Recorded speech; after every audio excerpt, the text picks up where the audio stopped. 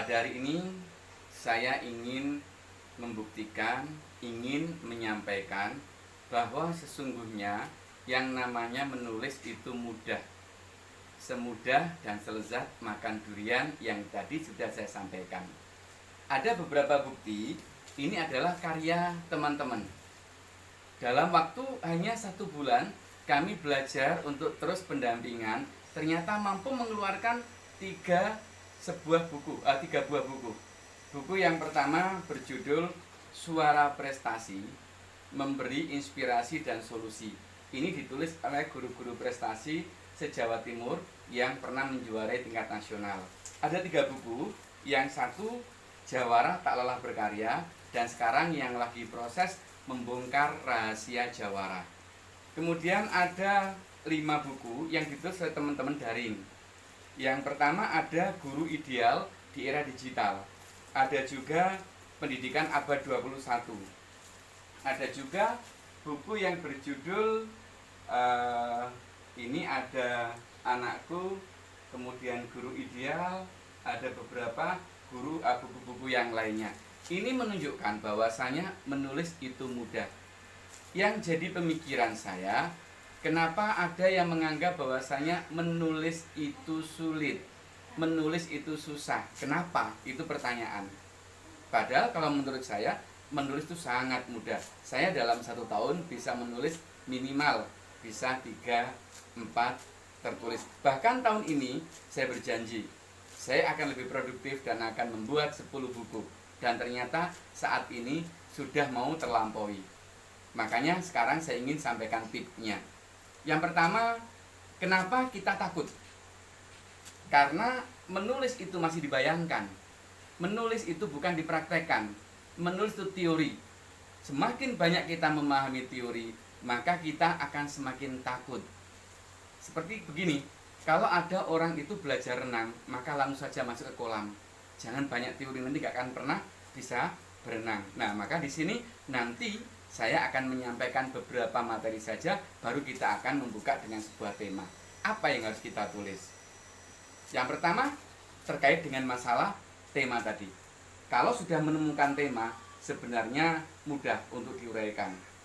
Maka sekali lagi, jangan ada rasa takut untuk menulis. Takut itu ada dalam persepsi kita. Dan kita tidak akan pernah melakukan, tidak akan pernah menulis selama kita belum pernah mencoba. Maka di sini kita akan memulai. Yang pertama tadi, temukan tema. Biasanya kita itu kemana-mana membawa HP. HP itu sebenarnya sering saya sampaikan dalam sebuah pelatihan. Setiap hari cari materi yang menarik, cukup 1 saja. Saya yakin setiap orang punya materi yang menarik dalam sehari. Maka tulis di HP itu 3 paragraf saja cukup. Gak usah banyak-banyak. Setelah itu lempar entah di Facebook, entah di WA, dimanapun nanti akan dapat tanggapan.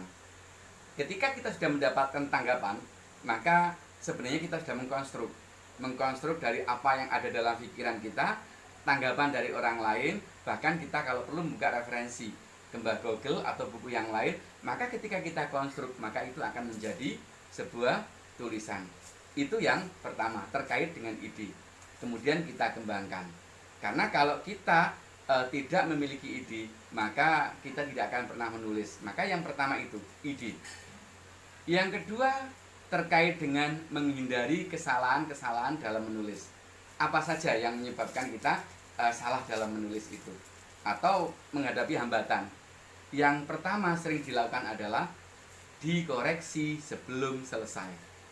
Kita kan sering toh, ketika kita lagi nulis, baru dapat 1 paragraf, sudah kita koreksi. Mungkin bisa berjalan, karena pikiran kita masih mood, pikiran kita masih segar. Nanti dapat 2 paragraf lagi, kita koreksi lagi. Setelah 2 paragraf dikoreksi, dan ternyata ada kesalahan, muncul kesalahan lagi, maka yang terjadi adalah emosi yang muncul. Kok sepertinya saya nggak bisa menulis? Itu yang jadi masalah. Maka ketika kita semuanya menulis, maka biarkan pikiran kita, jari-jari kita itu ada di laptop. Biarkan dia nulis apa adanya. Nanti baru selesai akan kita buka. Itu kesalahan yang sering kita temukan. dikoreksi sebelum selesai.